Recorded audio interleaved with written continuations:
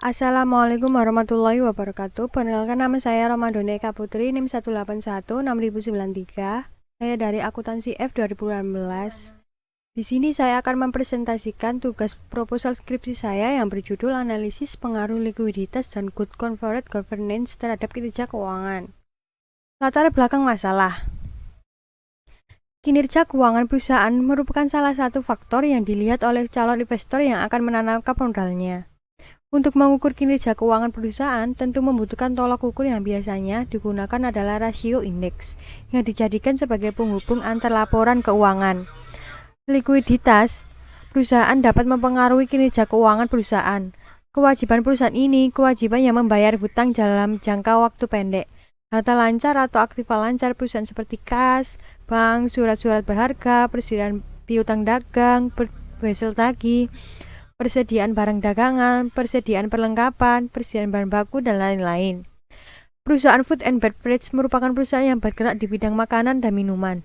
Di Indonesia, perusahaan food and beverage ini berkembang sangat pesat sehingga tingkat keuntungan yang diperoleh perusahaan tersebut mengalami peningkatan dalam beberapa periode, sehingga menimbulkan ketertarikan untuk menjadi perusahaan food and beverage sebagai objek yang akan diteliti dengan periode waktu yang terdaftar di Bursa Efek Indonesia tahun 2015 sampai dengan 2019.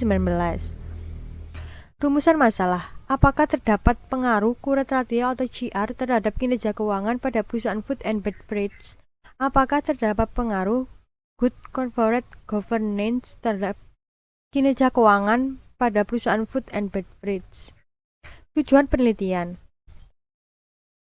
yaitu untuk mengumpulkan data dan memperoleh informasi yang relevan mengenai pengaruh likuiditas dan GCG terhadap kinerja keuangan. Yang lebih spesifik adalah untuk menganalisis apakah likuiditas berpengaruh terhadap kinerja keuangan, dan kedua untuk menganalisis apakah GCG berpengaruh terhadap kinerja keuangan.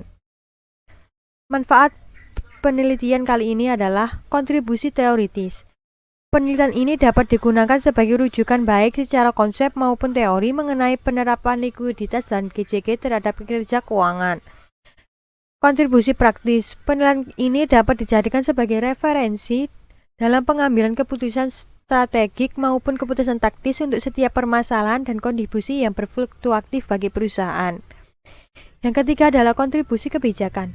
Kontribusi penelitian ini yaitu dapat dijadikan landasan teori secara konseptual dalam penetapan kebijakan.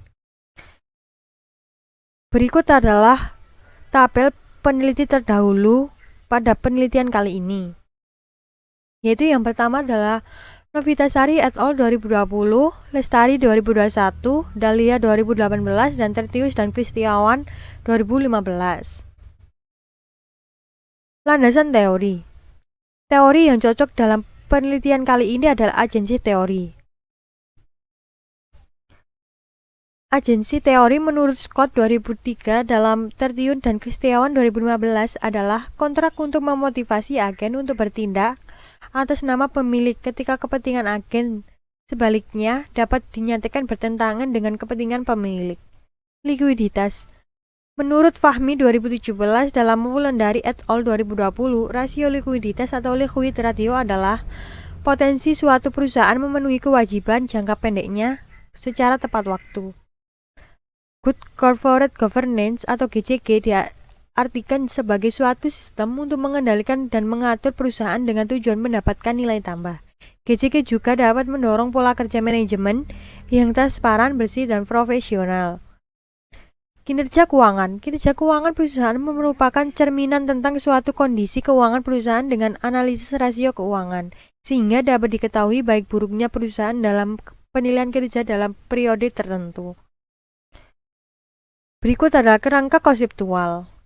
Terdiri dari perusahaan food and beverage, analisis laporan keuangan. Laporan keuangan dianalisis dengan likuiditas dan corporate governance, kinerja keuangan perusahaan.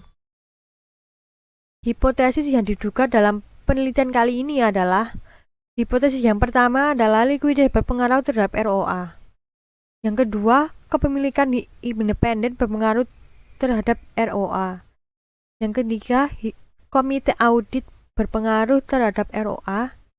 Keempat, kepemilikan institusional berpengaruh terhadap ROA. Dan hipotesis kelima adalah kepemilikan manajerial berpengaruh terhadap ROA.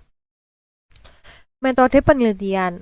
Rancangan penelitian kali ini adalah penelitian ini bersifat eksplanatif karena terdapat hipotesis penelitian yang merupakan dugaan peneliti. Penelitian kali ini menggunakan data sekunder diperoleh dengan menggunakan teknik dokumentasi, populasi, dan sampel. Populasi merupakan wilayah generalisasi yang terdiri atas objek atau subjek dengan kualitas dan karakteristik tertentu yang ditetapkan peneliti untuk dipelajari dan kemudian ditarik kesimpulannya. Populasi kali ini adalah perusahaan food and beverage. Sampel bisa dikatakan sebagai perwakilan dari populasi atau bagian dari jumlah dan karakteristik yang dimiliki oleh populasi. Sampel pada penelitian kali ini adalah Bursa Efek Indonesia. Variabel penelitian. Terdapat dependent dan independent. Variabel dependent adalah suatu variabel yang dipengaruhi oleh adanya variabel independent. Penelitian ini menggunakan kinerja keuangan sebagai variabel dependent yang diproyeksikan dengan return on asset atau ROA. Variabel independent adalah sebagai variabel yang dapat memengaruhi variabel dependent. Variabel independent dalam penelitian ini adalah likuiditas dan GCG.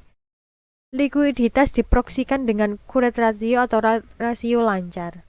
Sedangkan GCG dalam penelitian ini diproyeksikan dengan 4 indikator, diantaranya yaitu kepemilikan komisaris independen, komite audit, kepemilikan institusional, dan kepemilikan manajerial. Operasionalisasi variabel yaitu current ratio dioperasional dengan aset lancar per utang lancar kali 100%. Komisaris independen dihitung dengan jumlah komisaris independen per jumlah anggota dewan komisaris kali 100%. Komite audit atau KA dihitung dengan jumlah komite audit yang ada di perusahaan. Kepemilikan manajerial atau KM dihitung dengan jumlah kepemilikan saham manajemen per jumlah saham yang beredar.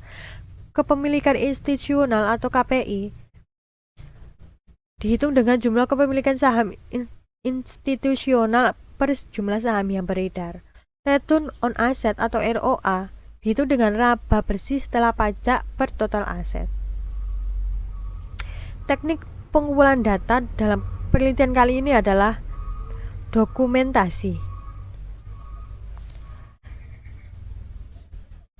Data dokumentasi yaitu suatu teknik pengumpulan data yang berupa dokumentasi berbentuk laporan keuangan pihak emiten yang menjadi sampel pada penelitian ini yang diambil dari BEI. Sumber data yang digunakan adalah data sekunder yaitu data yang diperoleh secara tidak langsung dan melalui perantara. Teknik pengambilan sampel. Pada penelitian kali ini, teknik pengambilan sampel yang dipilih ada purposive sampling, yaitu merupakan teknik penentuan sampel dengan kriteria atau pertimbangan tertentu. Teknik analisis data digunakan untuk mendapatkan hasil yang pasti dalam pengelolaan data sehingga dapat dipertanggungjawabkan, yaitu dari statistik deskripsi, uji asumsi klasik, regresi linear berganda, koefisien determinasi, dan uji hipotesis. Di sini regresi linear berganda adalah dalam penelitian ini teknik regresi linear berganda digunakan untuk mengujian pengaruh variabel bebas terhadap variabel terikat dan menduga besar kecilnya variabel independen dan dependen. Dan uji determinasi ini dilakukan untuk mengetahui seberapa besar variabel dependen yang bisa dijelaskan oleh variabel independen. Demikian presentasi tugas proposal skripsi saya. Bila ada salah kata, saya mohon maaf. Wassalamualaikum warahmatullahi wabarakatuh.